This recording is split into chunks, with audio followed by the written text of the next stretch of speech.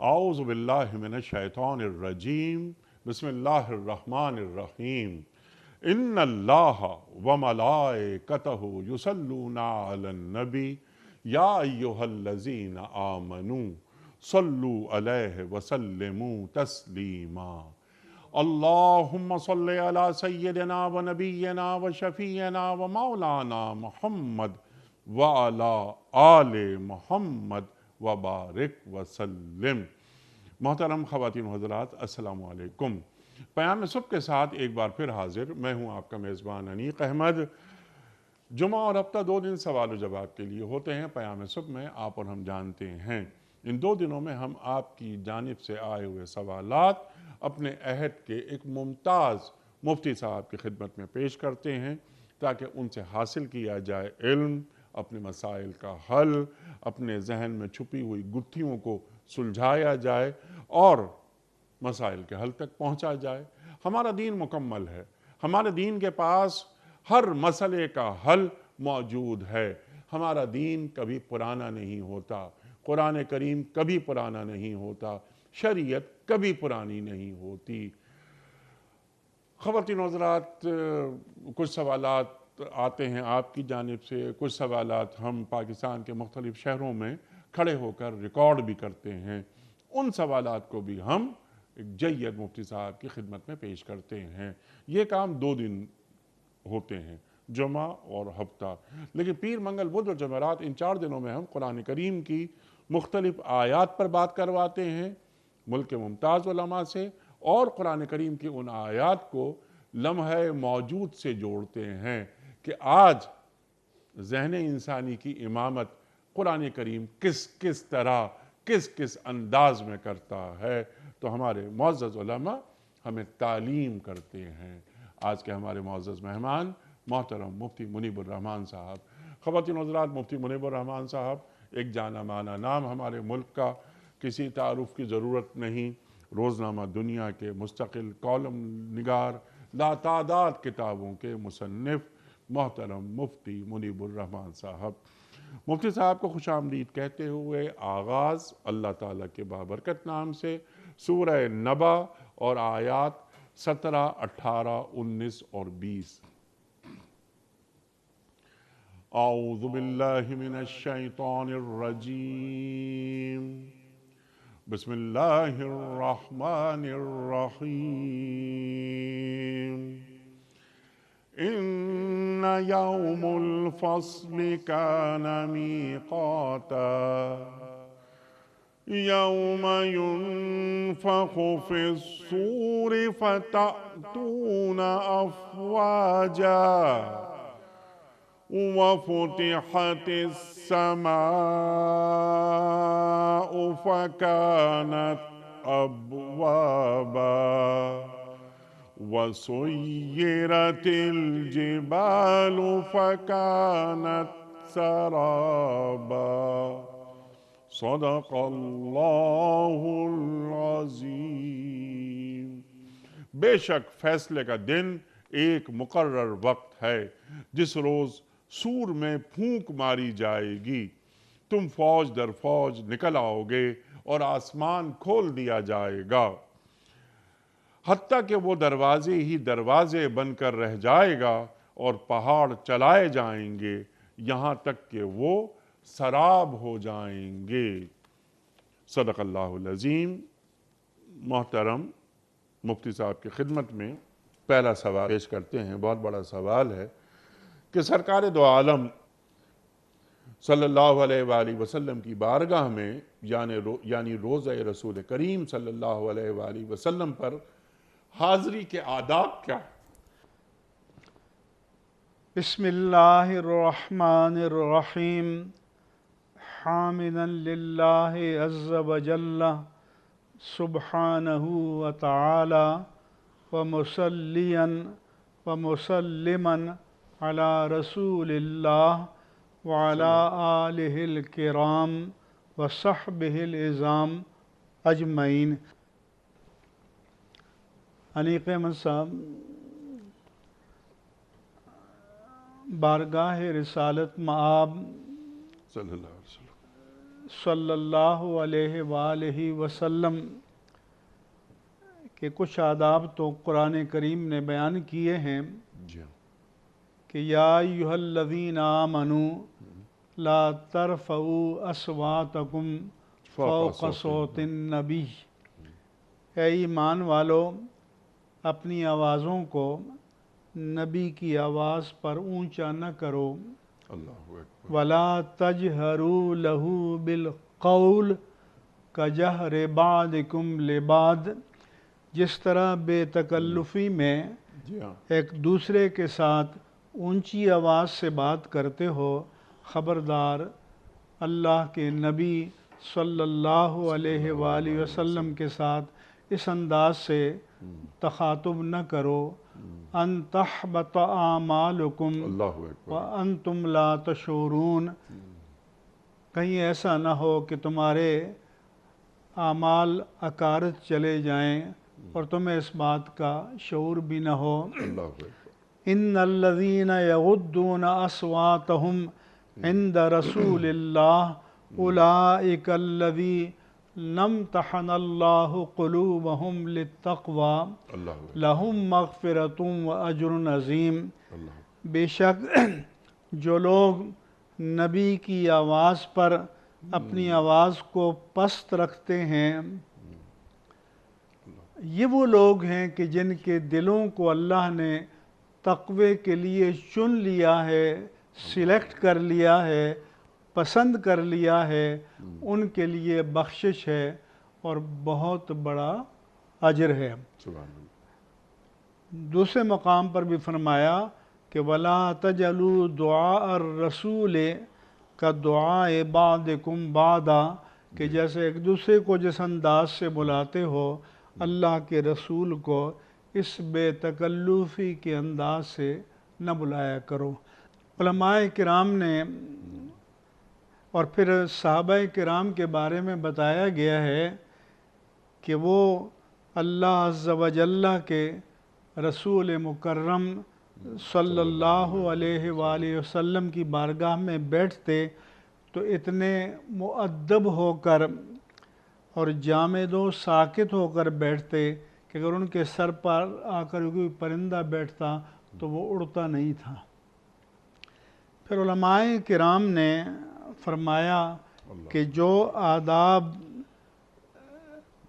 نشست و برخاست کے، تکلم کے، عرض مدعا کے، صلاۃ و سلام پیش کرنے کے حضور کی حیات ظاہری میں تھے، وہی آداب ہمیں اب بھی ملحوظ رکھنے چاہیے جب اللہ تعالی ہمیں مدینہ منورہ میں بارگاہ مصطفی میں حاضر ہونے کا موقع نصیب فرمائے۔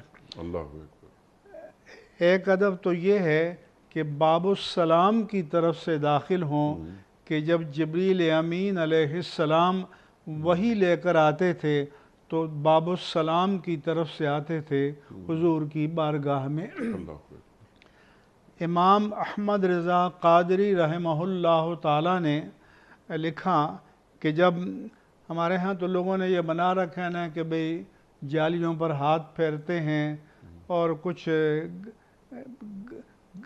گانے بنا رکھے ہیں کہ بھئی ٹھہر جا پہرے دارا سانو روزے دی جالی چوم لین دے وغیرہ، تو انہوں نے بیان فرمایا کہ جب آئیں حضور کی بارگاہ میں تو 4 قدم کے فاصلے پر کھڑے ہوں۔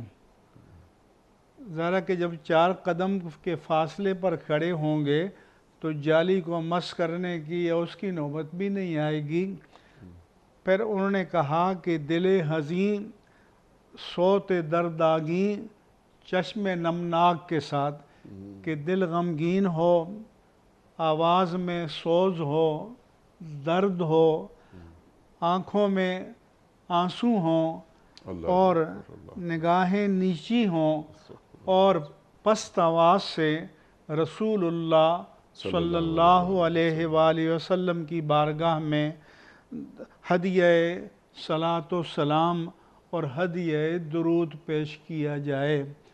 پھر آپ کے بعد حضرت ابو بکر صدیق رضی اللہ تعالیٰ عنہ، ان کے بعد حضرت عمر فاروق رضی اللہ عنہ کے مزارات ہیں، ان کی خدمت میں بھی سلام پیش کریں، اور جو اپنی مناجات ہے، دعا ہے، وہ حضور کی بارگاہ میں پیش کریں، کیونکہ ایک شخص حضور کی بارگاہ میں آیا اور عرض کیا کہ یا رسول اللہ، صلی اللہ علیہ وسلم، مجھے آنکھوں کی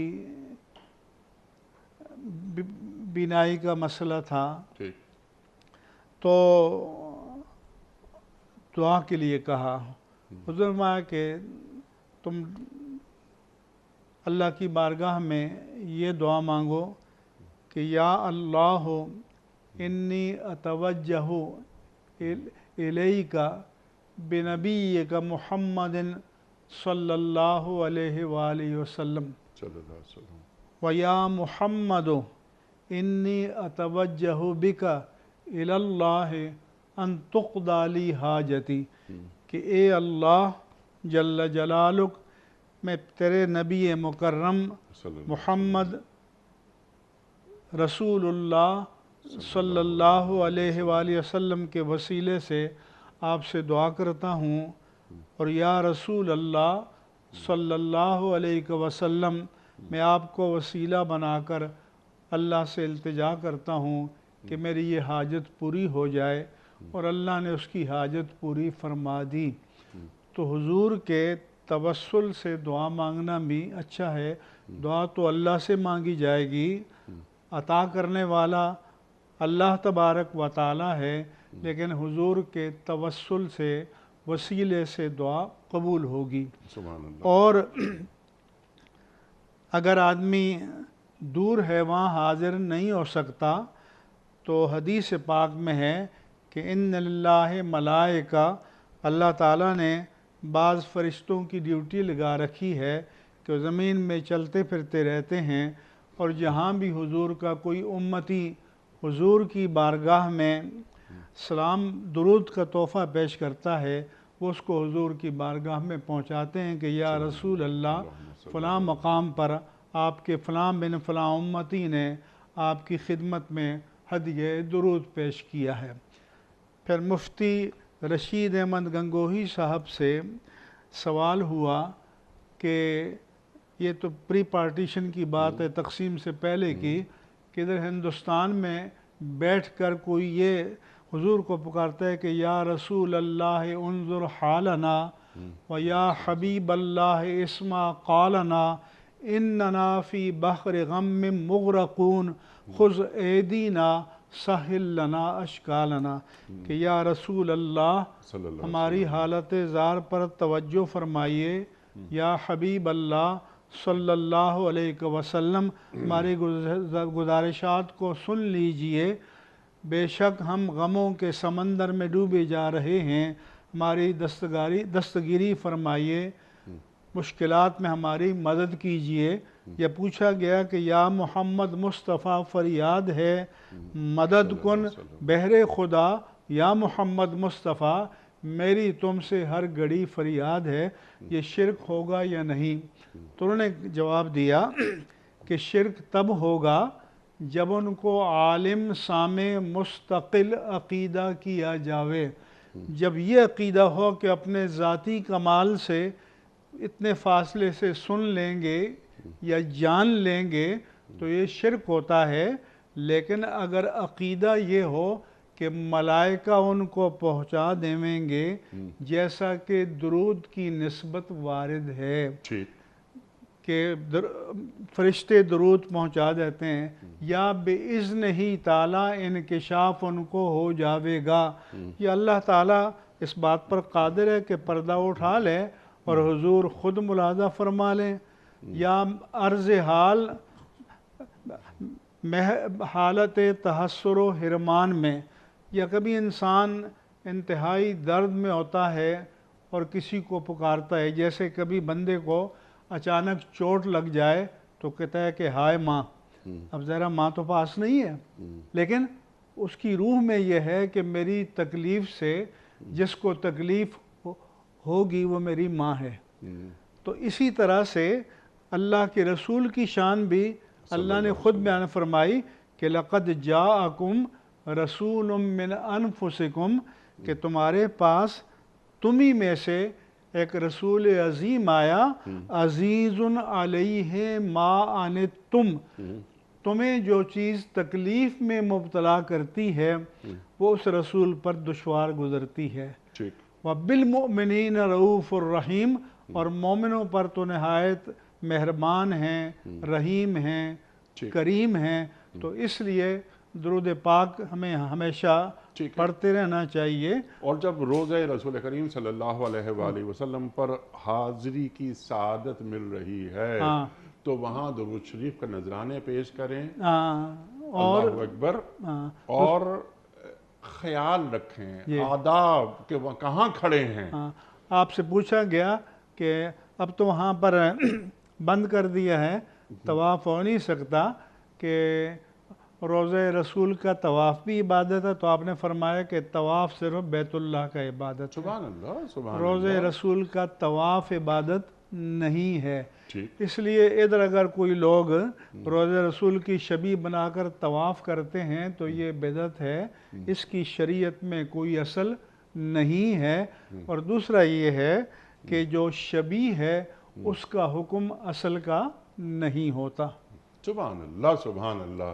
اچھا مجھے صاحب ایک سوال، بلکہ اس کی ذریعے اگر آپ چاہیں تو میں عرض کر دوں کہ حضور سے پوچھا گیا قبرستان میں جانے کے لیے، تو فرمایا کہ کنتو نہیتکم عن زیارت القبور، کہ میں نے تمہیں قبروں میں قبرستان میں جانے سے منع کیا تھا، الا فزوروها، مگر آپ جایا کرو، فإنها تزہد الدنیا وتذکر الآخرہ، کہ جب آدمی قبرستان میں جاتا ہے تو دنیا کی ناپائیداری کا احساس ہوتا ہے، آخرت کی یاد تازہ ہوتی ہے کہ کتنے عالی شان محلات میں، مکانات میں کر و فر کے ساتھ، شان و شوکت کے ساتھ رہنے والے تھے، آج اس 6 فٹ کے گڑھے میں لیٹے ہوئے ہیں، اور کل ہمیں بھی یہاں آنا ہے، اس لیے اس منزل کے لیے ہمیں تیاری کرنی چاہیے۔ اور انہوں نے یہ بھی بتایا کہ قبر پہ جائیں تو سرہانے کی جانب جائیں، قبلے کی جانب پیٹھ کر کے، اور پھر سورہ فاتحہ، سورہ اخلاص، جتنی صورتیں پڑھ کر، اور حضور کو ایصال ثواب کریں، حضور کے وسیلے سے صاحب قبر کو ایصال ثواب کریں۔ حضرت علی رضی اللہ عنہ سے ایک روایت ہے کہ کوئی قبر پر جائے اور 11 مرتبہ سورہ فاتحہ پڑھے، 1 مرتبہ سورہ فاتحہ اور 11 مرتبہ سورہ اخلاص پڑھے، اور تمام مومنین مومنات جو اس قبرستان میں مدفون ہیں سب کو ثواب پہنچائے، تو اللہ تعالیٰ سب کو پورا ثواب دے گا، اور سب کے مجموعی ثواب کے برابر ثواب اس پڑھنے والے کو بھی عطا فرمائے گا۔ سبحان اللہ، سبحان اللہ۔ تو اس کا پورا جو معنی ہیں، آداب ہیں، طریقے ہیں، وہ آپ نے بیان فرما دیے۔ ایک بات مفتی صاحب، آپ بھی دیکھتے ہوں گے، ہم بھی دیکھتے ہیں کہ کہاں کھڑے ہیں، کس جگہ کھڑے ہیں۔ روزہ رسول کریم صلی اللہ علیہ وآلہ وسلم پر اللہ لے آیا ہے ہمیں، وہاں سیلفی بن رہی ہے، وہاں ایک پوری ایک ویڈیو بنائی جا رہی ہے۔ یہ بہت اچھی بات کی آپ نے، اور ہمیں تمام ناظرین کو متوجہ کرنا چاہیے۔ ایک تو یہ سیلفی کی بیماری انتہائی متعدی ہو گئی ہے، اس کے ساتھ ساتھ یہ بھی ہے کہ طواف کرتے ہوئے، سعی کرتے ہوئے، زمزم پر حضور کی بارگاہ میں سلام عرض کرتے ہوئے، یا منی و عرفات میں، یہ وہ مقامات ہیں کہ جہاں بندے کو دنیا کی فکر ہی نہیں ہونی چاہیے، کسی طرف توجہ ہی نہیں ہونی چاہیے سوائے اللہ کی ذات کی طرف متوجہ ہونے کے، یا مدینہ منورہ میں رسول اللہ صلی اللہ علیہ وسلم کی طرف توجہ کرنے سے۔ لیکن جو لوگ طواف کرتے ہوئے، سعی کرتے ہوئے، عرفات کے میدان میں، منی میں، زمزم پر سیلفیاں بنا کر واٹس ایپ کر رہے ہوں، تو نہ جانے ان کے نزدیک یہ کوئی میلہ ٹھیلا ہے یا یہ اللہ کی عبادت ہے کہ انسان کے دل پر اللہ کی خشیت اور اس کی جلالت طاری ہونی چاہیے، اور انسان جیسا کہ قرآن کریم میں فرمایا کہ انما المؤمنون الذین اذا ذکر اللہ وجلت قلوبہم وَإِذَا تُلِيَتْ عَلَيْهِمْ آيَاتُهُ زَادَتْهُمْ ایمانا، کہ کامل مومن وہ ہیں جب اللہ کا ذکر کیا جائے تو ان کے دل دہل جاتے ہیں، لرز جاتے ہیں، اور جب ان پر آیات الہی کی تلاوت کی جاتی ہے تو ان کی ایمان کو تقویت ملتی ہے۔ فرمایا کہ تقشعر منہ جلود الذین یخشون ربہم ثم تلین جلودہم وقلوبہم الی ذکر اللہ، کہ ان کے بدن پر رونگٹے کھڑے ہو جاتے ہیں، پھر اللہ کی یاد سے ان کی کھالیں اور ان کے دل نرم ہو جاتے ہیں۔ تو اس لیے اللہ کے بندو اتنے دور سے چل کر گئے ہو تو وہاں پر تمہیں ان چیزوں کی فکر ہے، واٹس ایپ کرنے کی فکر ہے، تصویریں بنانے کی فکر ہے، وہاں پر تو ایک کام کرو کہ ہم اللہ کی رحیمی اور کریمی کو اپنی جانب کیسے متوجہ کر سکتے ہیں۔ سبحان اللہ، پے کرے عجز و انکسار بننا چاہیے، سبحان اللہ، خود فراموشی اختیار کرنی چاہیے، دل میں اللہ کی جلالت ہو، اللہ کی شوکت ہو، اللہ کی ہیبت ہو، اور مدینے میں شرمساری ہو، اور ندامت اور شرمساری ہو اللہ کے حضور، کیونکہ حدیث میں فرمایا کہ انما التوبۃ الندامہ، کہ حقیقت توبہ تو یہ ہے کہ بندہ اپنے افعال کو، اپنی زندگی کے اعمال کو اپنی چشم تصور میں لا کر گناہوں کو نظروں کے سامنے رکھے اور اللہ کی بارگاہ میں شرمندگی اور شرمساری محسوس کرے۔ اللہ اکبر، اللہ اکبر، کہ میرے کسی گناہ کی وجہ سے سرکار دو عالم صلی اللہ علیہ وآلہ وسلم کو قیامت کے دن کسی ندامت کا سامنا نہ کرنا پڑے۔ گر تمہیں بینی حسابم ناگزیر، از نگاہ مصطفیٰ پنہاں بگیر، پنہاں بگیر۔ اللہ اکبر، اقبال کہہ گئے۔ مفتی صاحب جزاک اللہ، جزاک اللہ، بہت بڑا سوال۔ اللہ اکبر۔ عبدالرشید صاحب ہیں کوٹ ادو سے، ان کا سوال یہ ہے کہ نماز میں دو سجدوں کی حکمت کیا ہے؟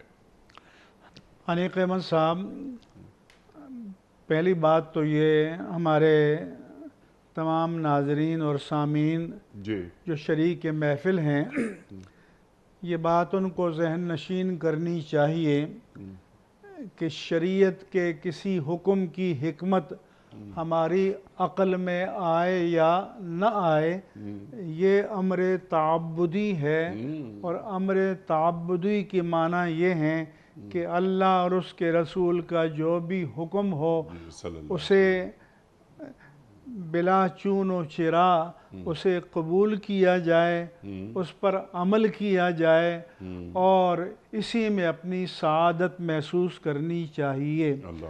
سجدہ نماز میں فرض ہے اور اس کا قرآن کریم میں ذکر ہے، اور ہر رکعت میں دو سجدے رسول اللہ صلی اللہ علیہ وآلہ وسلم کی سنت متوارثہ متواترہ سے جو فعلاً اور قولاً آپ سے نقل ہوتی چلی آ رہی ہے اور اجماع امت سے ثابت ہے، اس لیے ہم نماز میں دو سجدے ادا کرتے ہیں، اور یہی ہمارا شعار ہے اور رہنا چاہیے۔ لیکن بعض ہمارے فقہائے کرام نے اس کی حکمتیں بھی بیان کی ہیں کہ جب اللہ تعالیٰ نے فرشتوں کو حکم دیا کہ اسجدوا لآدم فسجدوا کلہم الا ابلیس، کہ جب حضرت اللہ تعالیٰ نے حضرت فرشتوں سے فرمایا کہ آدم کو سجدہ کرو تو سب نے سجدہ کیا سوائے ابلیس کے۔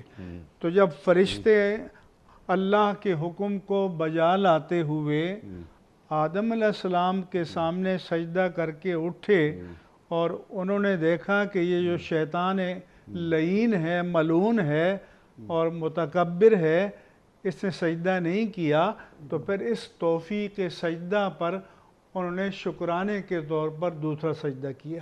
سبحان اللہ۔ دوسرا بعض فقہا نے بیان کیا ہے کہ جب اللہ پاک کہ اخذ اللہ من بنی آدم ظہور بنی آدم ذریتہم، کہ جب اللہ تعالیٰ نے بنی آدم کی پشتوں سے ان کی اولادوں کو نکالا اور انہیں ان پر گواہ بنایا اور فرمایا کہ الستُ بربکم، کیا میں تمہارا رب نہیں ہوں؟ تو قالوا بلا، سب نے اقرار کیا کہ یقیناً اے اللہ تو ہمارا رب ہے۔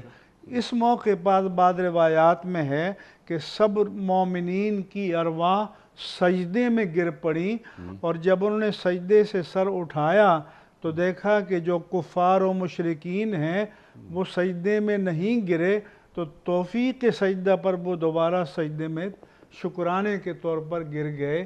تو اس لیے دو سجدے ہیں، لیکن یہ حکمت کوئی مانے یا نہ مانے، سمجھ میں آئے یا نہ آئے، ہمیں کتاب اللہ سے سجدے کی فرضیت ثابت ہے، اور حضور انور صلی اللہ علیہ وآلہ وسلم سے ہر رکعت میں توارث کے ساتھ، تواتل کے ساتھ، تعامل کے ساتھ دو سجدے ثابت ہیں اور اجماع امت سے ثابت ہیں، اور اس لیے اس پر ہم عمل کرتے ہیں اور پوری امت عمل کرتی ہے۔ سبحان اللہ، سبحان اللہ۔ جو اللہ اور اللہ کے رسول صلی اللہ علیہ وآلہ وسلم نے فرما دیا، قیامت تک اس پر عمل ہوتا رہے گا۔ صلو کما رأیتمونی اصلی، اللہ اکبر۔ نماز پڑھو اس طرح جس نے تم، جیسے مجھے نماز پڑھتا ہوا دیکھو۔ سبحان اللہ۔ تو حضور نے جی یعنی اللہ نے حکم دیا کہ یا ایھا الذین آمنوا اقیموا الصلاۃ، نماز قائم کرو۔ تو بندوں نے پوچھا کہ نماز کیسے قائم کریں؟ فرمایا کہ صلو کما رأیتمونی اصلی، میری سنت ادا کرو گے اللہ کا فرض ادا ہو جائے گا۔ سبحان اللہ، سبحان اللہ۔ سعید الرحمن صاحب ہیں شہداد پور سے، سوال ان کا یہ ہے کہ حدیث میں زمانے کو گالی دینے سے منع کیا گیا ہے، اس کی کیا حکمت ہے؟ اب حکمتیں بہت معلوم کی جا رہی ہیں نا یہ۔ اچھا، یہ حدیث نبوی ہے صلی اللہ علیہ وسلم یا حدیث قدسی؟ یہ حدیث نہیں، اچھا نہیں، لا تسبوا الدہر ان لا الدہر، تسبوا الدہر فإن اللہ هو الدہر، جی جی، یوں ہے۔ اچھا یوں ہے، یعنی یہ حدیث نبوی ہے صلی اللہ علیہ وآلہ وسلم کہ زمانے کو گالی نہ دو، زمانے کو برا نہ کہو، سبحان اللہ، کیونکہ اللہ ہی زمانہ ہے۔ ٹھیک۔ تو اس کے معنی علماء نے یہ فرمائے کہ اللہ کے اسماء صفات میں تو دہر نہیں ہے، معنی یہ ہے کہ فَإِنَّ اللَّهَ مُقَلِّبُ الدَّهْرِ، کہ زمانے کو پلٹنے والا یا نظام گردش لیل و نہار یہ اللہ تعالیٰ کے دست قدرت میں ہے، جیسا کہ قرآن میں فرمایا کہ اِنَّ فِي خَلْقِ السَّمَاوَاتِ وَالْأَرْضِ وَاخْتِلَافِ اللَّيْلِ وَالنَّهَارِ، کہ زمین و آسمان کی پیدائش میں اور گردش لیل و نہار میں لَآیَاتٍ لِأُولِي الْأَلْبَابِ، عقل مندوں کے لیے نشانیاں ہیں۔ یہ کون لوگ ہیں؟ الذین یذکرون اللہ قیاما وقعودا وعلی جنوبہم، کہ جو اللہ کو یاد کرتے ہیں حالت قیام میں، حالت قعود میں اور کروٹوں کے بل لیٹے ہوئے، وَيَتَفَكَّرُونَ فِي خَلْقِ السَّمَاوَاتِ وَالْأَرْضِ، اور اللہ تعالیٰ کی آسمانوں اور زمین کی تخلیق، یعنی اس کارخانہ قدرت میں جو اللہ کی حکمتیں، ایک نظم، ایک تدبیر کار فرما ہے، تو اس میں غور و فکر کرتے ہیں، اور جب وہ غور و فکر کرتے ہیں تو بے اختیار پکار اٹھتے ہیں کہ ربنا ما خلقت ھذا باطلا، اے اللہ تو نے اتنے بڑے کارخانہ قدرت کو بے مقصد پیدا نہیں کیا۔ لہذا یہ شب و روز وہی ہیں جو ہمیشہ سے چلے آئے ہیں، وہی سورج طلوع ہوتا ہے اور غروب ہوتا ہے، وہی صبح کا آغاز اور اختتام ہوتا ہے، شب طلوع ہوتی ہے اور شب ختم ہوتی ہے، لہذا زمانے کا کوئی قصور نہیں ہے، زمانے میں رہنے والے ہر دور میں اچھے بھی رہے ہیں اور برے بھی رہے ہیں. تو وہ کہتے ہیں کہ وہ کسی نے شیطان کی زبانی کہا کہ ہنسی آتی ہے مجھے اس حضرت شیطان پر، فعل بد تو خود کریں لعنت کریں شیطان پر. تو انسان کو اپنے اعمال کی ذمہ داری خود قبول کرنی چاہیے اور اس کو زمانے پر نہیں ڈالنا چاہیے. جیسے پہلے کہتے ہیں 14ویں صدی ہے جی، اب تو 15ویں صدی ہے. تو صدیوں کا قصور نہیں ہے، بلکہ ان زمانوں میں جو رہنے والے ہیں، ماضی کی امتوں میں بھی نیک بھی گزرے ہیں اور باغی بھی گزرے ہیں، اب بھی نیک بھی ہیں اور باغی بھی ہیں. لہذا روز و شب کا اور گردش لیل و نہار کا اس تکوینی نظام کا کوئی قصور نہیں ہے. قصور ہے تو بندے کا اپنا ہے. ٹھیک ہے، لیکن مفتی صاحب سوال ابھی پیدا ہوتا ہے کہ جب کوئی شخص یہ بات کہتا ہے نا کہ کیا زمانہ آ گیا ہے، کیا زوال ہے، یعنی وہ معاشرتی جو اقدار نیچے چلی گئی ہیں ان کی بات کر رہا ہے، تکوینی نظام کو وہ برا نہیں کہتا، تو کیا اس کی اجازت بھی نہیں ہے؟ پھر اگر زمانے سے اہل زمانہ مراد ہیں تو ٹھیک ہے. تو ٹھیک ہے نا، تو ٹھیک ہے اہل زمانہ. یعنی اگر وہ کوئی شخص اس طرح کی بات کر رہا ہے کہ زمانے کو عربی میں یہ ہوتا ہے جیسے وَاسْأَلِ الْقَرْيَةَ، جی بستی سے پوچھو. تو اللہ نے فرمایا کہ یہاں مزاح محذوب ہے کہ وَاسْأَلْ اہل القریہ، بستی والوں سے پوچھو. تو جب زمانے کی طرف نسبت کریں تو اہل زمانہ مراد ہوگا. ٹھیک ہے، وہ اللہ مراد نہیں ہوگا کہ اللہ تعالیٰ اور نہ ہی نفس زمانہ مراد ہوگا. جی بالکل بالکل. تو اس کی اجازت ہے. جی ہاں، یہ ٹھیک ہے. مفتی صاحب بلکہ کچھ ویڈیو کوئسچنز آپ کی خدمت میں پیش کرتے ہیں. پہلا سوال مفتی صاحب کے لیے. السلام علیکم مفتی صاحب، میرا سوال آپ سے یہ ہے کہ ہمیں کیسے پتہ چلے گا کہ ہمارا حج اللہ کی بارگاہ میں قبول ہوا ہے یا نہیں؟ پہلی بات تو یہ ہے کہ اس کی حقیقت تو اللہ تعالیٰ کو معلوم ہے اور وہ قیامت میں ہمارے سامنے آئے گی. لیکن دنیا میں ہمارے پاس قرائن موجود ہیں. اچھا، قرائن کیا ہیں؟ مثلا فرمایا کہ اتل ما اوحی الیک من الکتاب واقم الصلاۃ. اے پیارے حبیب صلی اللہ علیہ وسلم، آپ کی طرف جو کتاب اتاری گئی ہے، وحی کی گئی ہے، اس کی تلاوت کیجئے اور نماز قائم کیجئے. فإن الصلاۃ تنہی عن الفحشاء والمنکر، بے شک نماز بے حیائی سے اور برائی سے روکتی ہے.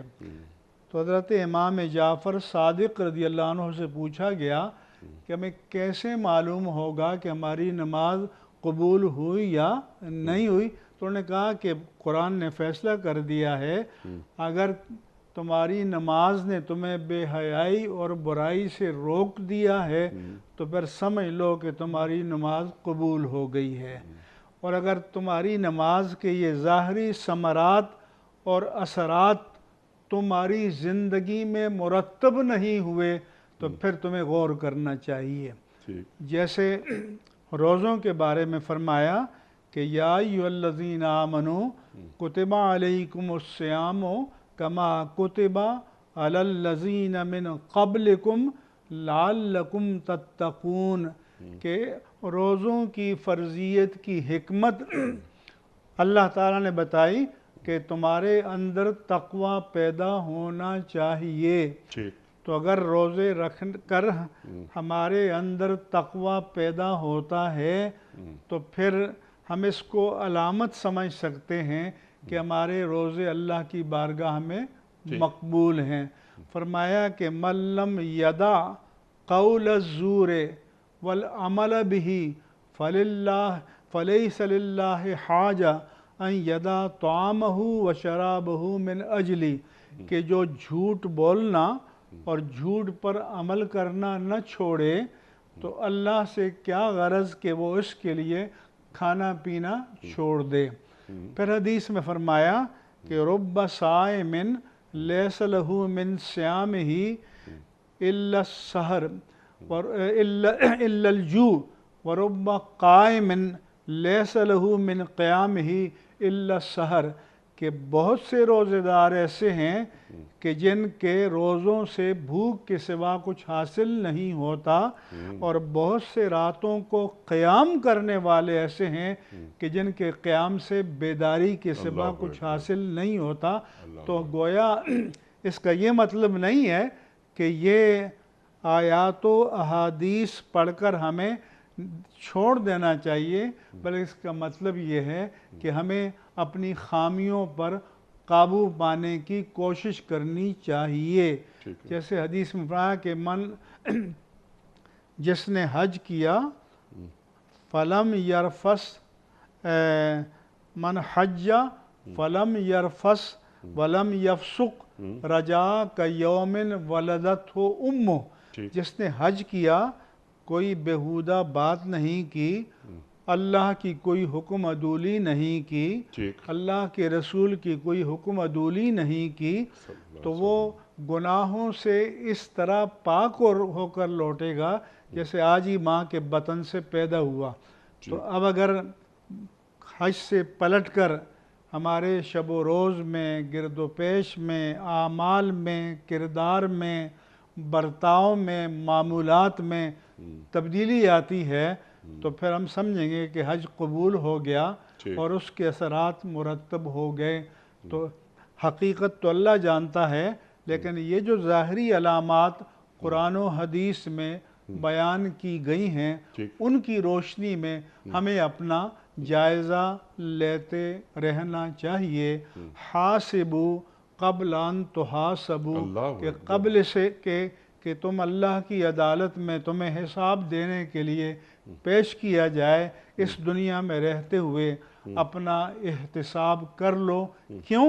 اللہ نے سورۃ القیامہ میں فرمایا کہ بل الانسان علی نفسہ بصیرہ ولو القی معاذیرہ، بلکہ انسان اپنے آپ پر جتنا خود آگاہ ہے اتنا کوئی اور نہیں ہے، خواہ وہ اپنی کمزوریوں یا بدعمالیوں کے لیے کتنے ہی بہانے تراشتا پھرے، لیکن اندر سے خوب جانتا ہے۔ اس لیے اپنی اصلاح کی کوشش کرنی چاہیے۔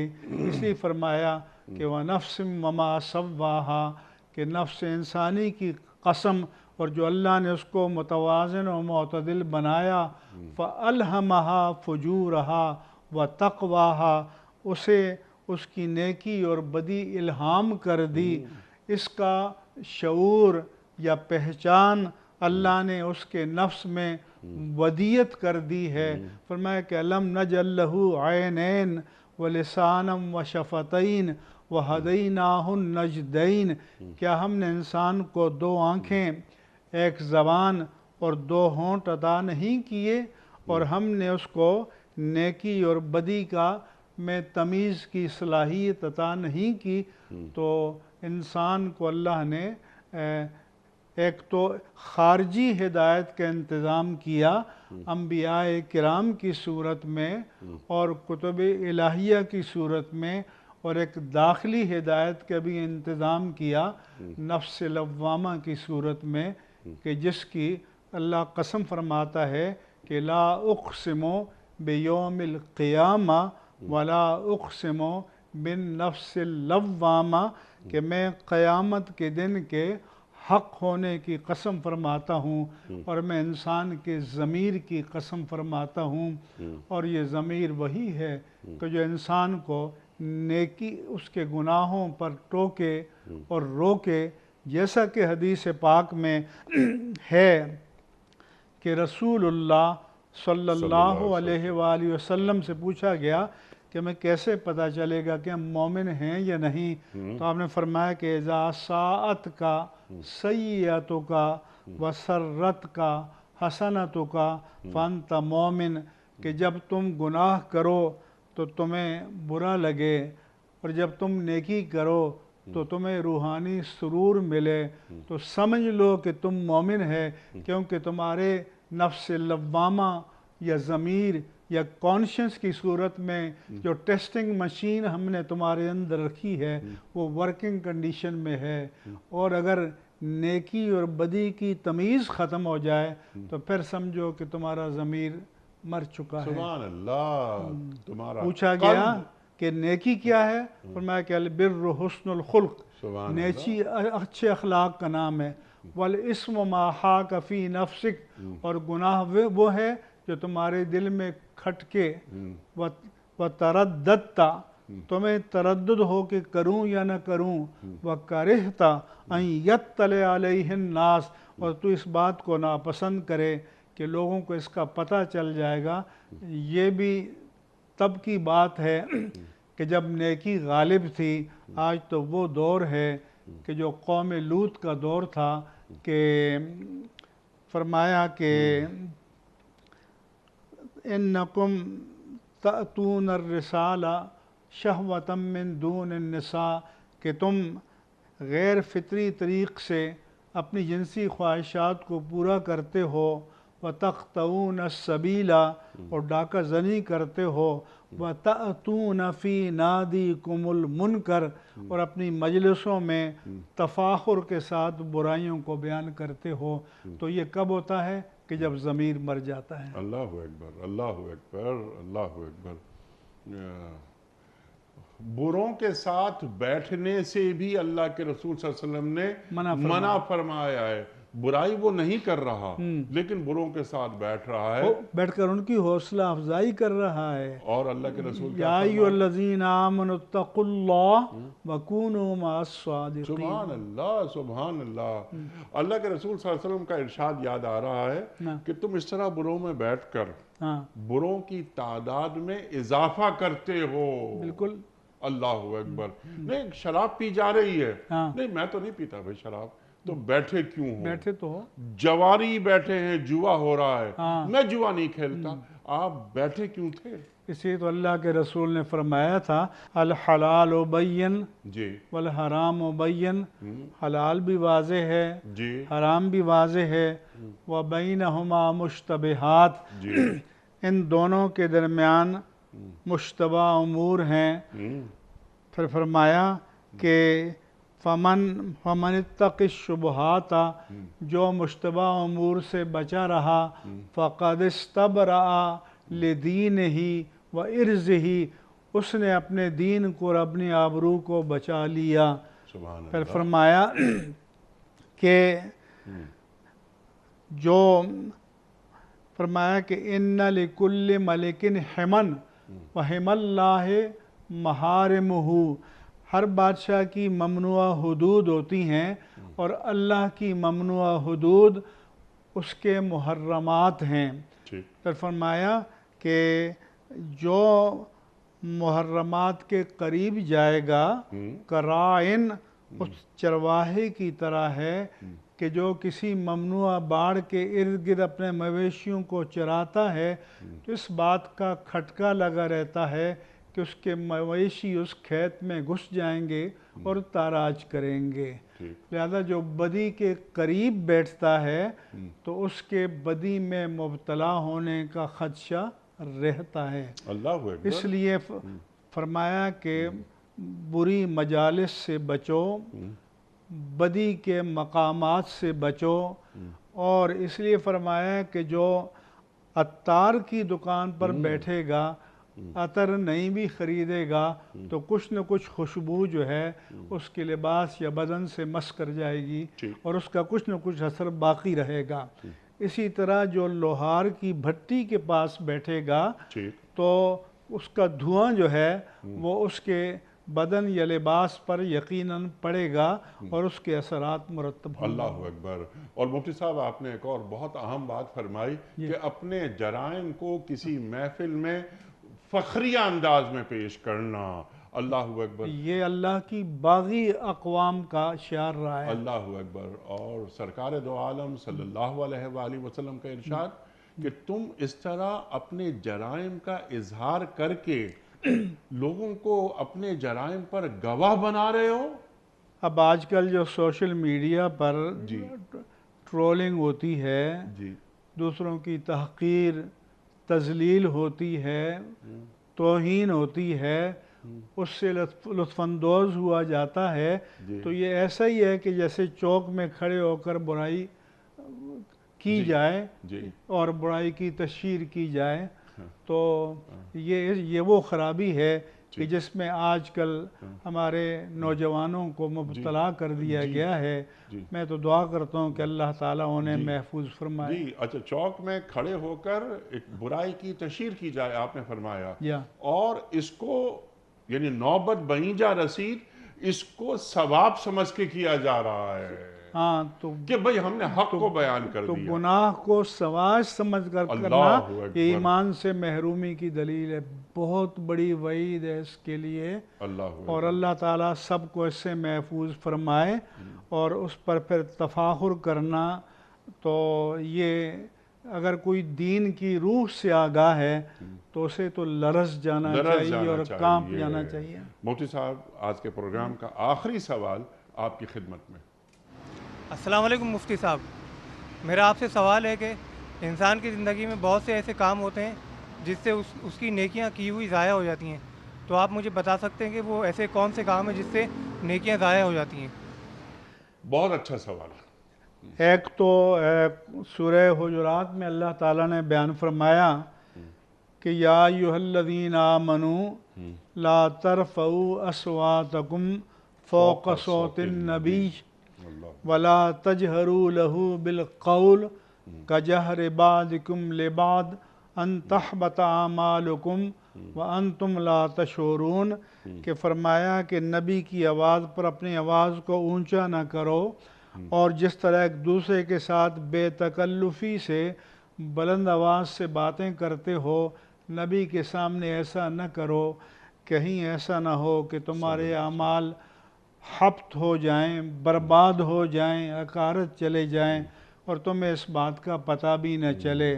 تو توہین رسالت مآب صلی اللہ علیہ وآلہ وسلم اور توہین مقدسات دین، یہ ایسے جرائم ہیں کہ جن سے نیکیاں برباد ہو سکتی ہیں۔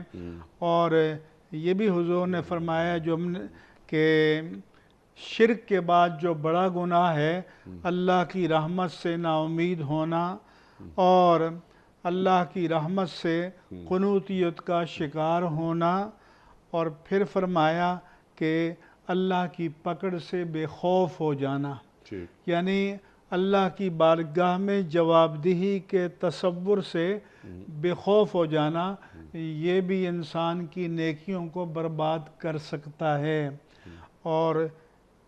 اور گناہ کو حقیر سمجھنا، یہ بھی انسان کی نیکیوں کو برباد کر سکتا ہے۔ اس لیے علماء نے فرمایا کہ کسی نیکی کو بڑا نہ سمجھو اور کسی گناہ کو چھوٹا نہ سمجھو۔ اللہ اکبر، اللہ اکبر، اللہ اکبر۔ لیکن اللہ تعالیٰ سے ایک حسن ظن وہ ضرور رکھا جائے۔ اللہ تعالیٰ ہمیں معاف فرمائے، اور اللہ کے رسول فرماتے ہیں صلی اللہ علیہ وآلہ وسلم کہ مومن ہمیشہ بیم و رجا کے عالم میں رہتا ہے۔ الایمان بین الخوف والرجا، کہ اللہ کی رحمت پر یقین بھی ہونا چاہیے اللہ اکبر، اور اللہ کی گرفت کا، پکڑ کا خوف بھی لاحق رہنا چاہیے۔ اللہ اکبر۔ حضرت علی کرم اللہ وجہہ کا قول یاد آیا کہ بہترین عالم وہ ہے کہ جو لوگوں کو اللہ کی رحمت کا یقین دلاتے ہوئے انہیں گناہوں سے دور کر دے۔ اللہ اکبر، اللہ اکبر۔ مفتی صاحب، بڑا ممنون، بڑا شکر گزار آپ تشریف لائے، اور ہمیشہ کی طرح آج بھی ہم نے آپ سے بہت سیکھا۔ ہمارے علماء کو اللہ سلامت رکھے، تشریف لاتے ہیں، دین سے ہمیں جوڑتے ہیں، اور جو قرآنی علم ہے وہ ہم تک منتقل کرتے ہیں۔ خواتین و حضرات، العلماء ورثۃ الانبیاء، علماء انبیاء کے وارث ہیں، یہ اللہ کے رسول فرما رہے ہیں صلی اللہ علیہ وآلہ وسلم۔ وقت مکمل ہوا ہمارے آج کے پروگرام کا۔ آپ اور ہم جانتے ہیں کہ پیام صبح کا اختتام ہوتا ہے روزانہ ایک قول پر، اور وہ قول ہوتا ہے صاحب نہج البلاغہ امیر المومنین حضرت علی مرتضیٰ کرم اللہ وجہہ کا۔ آپ فرماتے ہیں کہ گفتگو کی روح سچائی ہے، گفتگو کی روح سچائی ہے۔ سبحان اللہ، سبحان اللہ۔ اپنے میزبان انیق احمد کو کل تک کے لیے اجازت دیجیے۔ خدا حافظ۔